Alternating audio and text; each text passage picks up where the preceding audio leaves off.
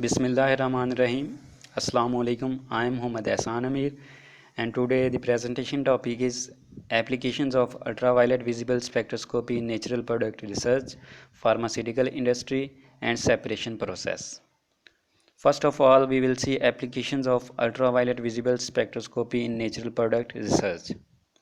Natural product research में जो first application है वो है identification of betalamic acid.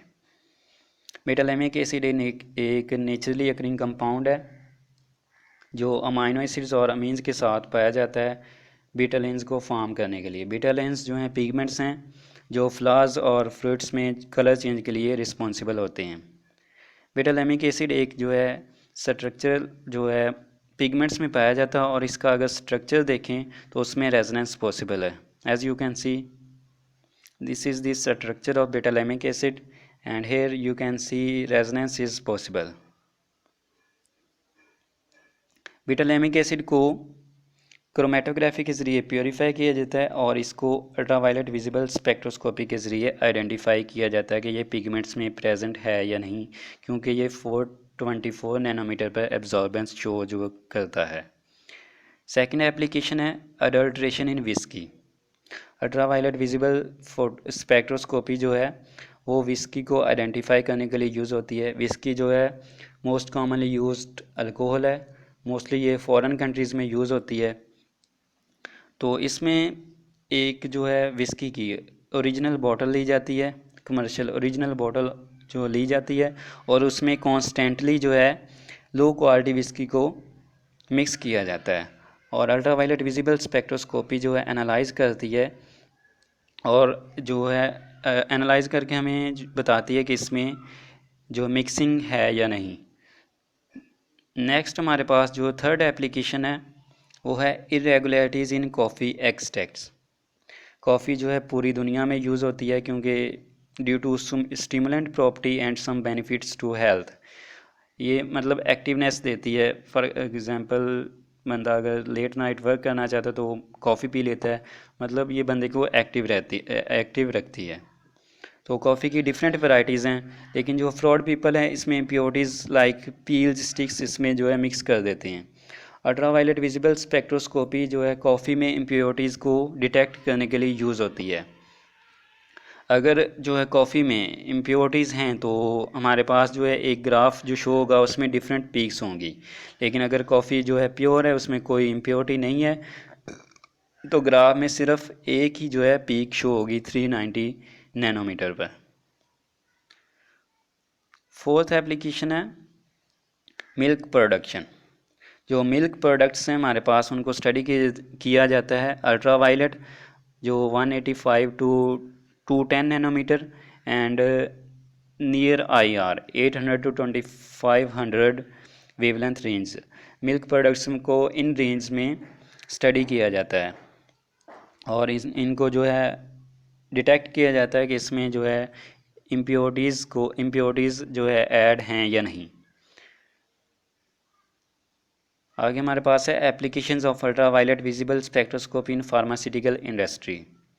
Pharmaceutical industry में जो फर्स्ट एप्लीकेशन है वो है dissolution testing of tablets and products.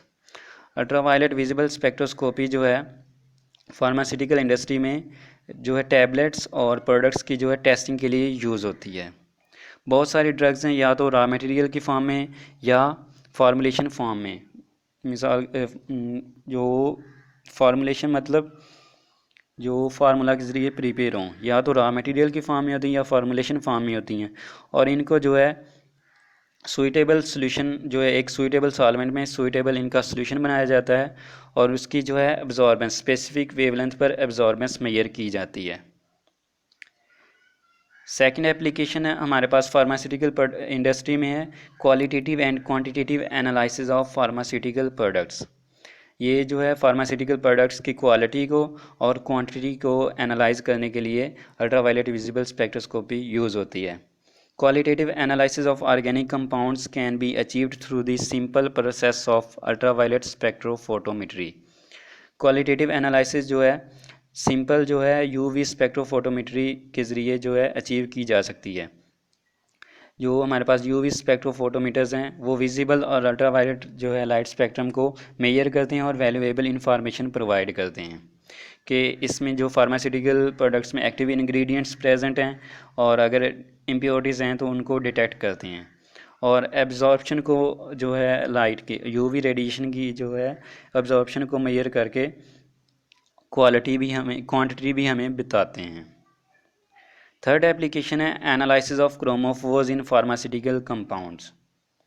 बहुत सारे जो है फार्मास्यूटिकल कंपाउंड्स हैं जिनमें क्रोमोफोर्स प्रेजेंट होते हैं that make them suitable for analysis bye UV visible absorption. Chromophores जो है जो मालिक्यूल्स होते हैं जो प्रेजेंट होते हैं और स्पेसिफिक वेवलेंथ को एब्जॉर्ब करते हैं, और ऐसे कंपाउंड्स जिनमें हो सकते हैं उनमें है एंटीबायोटिक्स, हार्मोन्स, वाइटामिन्स एट्सेट्रा, इनमें जो क्रोमोफोर्स प्रेजेंट हो सकते हैं। नेक्स्ट हमारे पास है applications of ultraviolet visible spectroscopy in separation process. Separation process में जो फर्स्ट एप्लीकेशन है वो है differentiation between copper sulphate and ammoniacal copper sulphate. जो ट्रांजिशन मेटल आयंस के जो सोल्यूशन हैं वो कलर्ड होते हैं क्योंकि उनमें डी इलेक्ट्रॉन्स होते हैं जो एक इलेक्ट्रॉनिक लेवल से दूसरे इलेक्ट्रॉनिक लेवल में एक्साइट हो सकते हैं, and the color of metal ion solution is strongly affected by the presence of other species। अगर जो है हमारे पास सोल्यूशन में एनाइन या लिगेंड है तो उसका जो है कलर को स्ट्रांगली उसको इफेक्ट होगा। For example the colour of A dilute solution of copper sulphate is a very light blue. जो हमारे पास डाइल्यूट कॉपर सल्फेट का डाइल्यूट सोल्यूशन है उसका कलर लाइट ब्लू है, अगर हम इसमें अमोनिया ऐड करें तो इसका कलर चेंज हो जाएगा। तो अल्ट्रावायलेट विजिबल स्पेक्ट्रोस्कोपी कलर को डिफरेंट जो हमारे पास कॉपर सल्फेट और अमोनिकल कॉपर सल्फेट इनको कलर्स के ज़रिए डिफ्रेंशिएट करती है। सेकंड एप्लीकेशन है separation between different concentrations of same और डिफरेंट सब्सटेंसेस। जो हमारे पास बियर लैम्बर्ट्स लॉ है उसमें बियर लैम्बर्ट लॉ ये स्टेट करता है कि एब्जॉर्बेंस जो है डायरेक्टली प्रोपोर्शनल है concentration of the absorbing species and the path length. हमारे पास फॉर जो यूवी विजिबल स्पेक्ट्रोस्कोपी है is use to determine the concentration of the absorbent in a solution. हमारे पास सोल्यूशन में एब्जॉर्बेंस जो एब्जॉर्बर की कॉन्सेंट्रेशन को डिटरमाइन करने के लिए यूज़ होती है, और ये जानना लाजमी है कि हमारे पास एब्जॉर्बेंस जो है कॉन्सेंट्रेशन के साथ कितनी तेज़ी से चेंज हो रही है, and this can be taken from references or more accurately determined from a calibration curve. और जो कैलिब्रेशन कर्व है जो हम स्टैंडर्ड से प्रिपेयर करते हैं फिर इसको इस एब्जॉर्बेंस जो वेव कॉन्सेंट्रेशन के साथ चेंज हुई है उसको जो है कैलिब्रेशन कर्व के साथ कंपेयर करते हैं। इससे हमें पता चलता है कि जो इससे के ज़रिए हम जो है सेपरेट कर सकते हैं डिफरेंट कॉन्सेंट्रेशन जो है डिफरेंट सब्सटेंसेस की। So the different concentration of the same और different substances can identify and separated based upon their absorbance at the known wavelength. हमारे पास जो एब्जॉर्बेंस के ज़रिए हम जो डिफरेंट कॉन्सेंट्रेशन को डिफरेंट स्पीशी या सब्सटेंसेस की जो हम इसको सेपरेट कर सकते हैं। थर्ड एप्लीकेशन है हमारे पास सेपरेशन प्रोसेस में separation of functional groups. UV visible spectroscopy जो है फंक्शनल ग्रुप्स को सेपरेट करने के लिए यूज़ होती है। आप इस टेबल में देख सकते हैं कि जो फंक्शनल ग्रुप्स हैं वो डिफरेंट जो है वेवलेंथ पर डिफरेंट एब्जॉर्बेंस शो करते हैं। एल्डिहाइडिक जो है 290 शो कर रहा है, कार्बोक्सिलिक 208 शो कर रहा है, और एस्टर ग्रुप जो है 211। मतलब ये फंक्शनल ग्रुप्स को जो सेपरेट करने के लिए यूवी विजिबल स्पेक्ट्रोस्कोपी यूज़ होती है। And the last application is drug separation. Many drugs in the form of raw material or in the process of formulation can be separated from the solvent by measuring the absorbance at the specific wavelength। एक ख़ास wavelength पर जो है absorbance को major करके drugs को separate किया जा सकता है। तो ये थी हमारे पास जो एप्लीकेशंस अल्ट्रावायलेट विजिबल स्पेक्ट्रोस्कोपी की फार्मास्यूटिकल इंडस्ट्री में, सेपरेशन प्रोसेस में और नेचुरल प्रोडक्ट रिसर्च में। ओके जी, थैंक यू वेरी मच।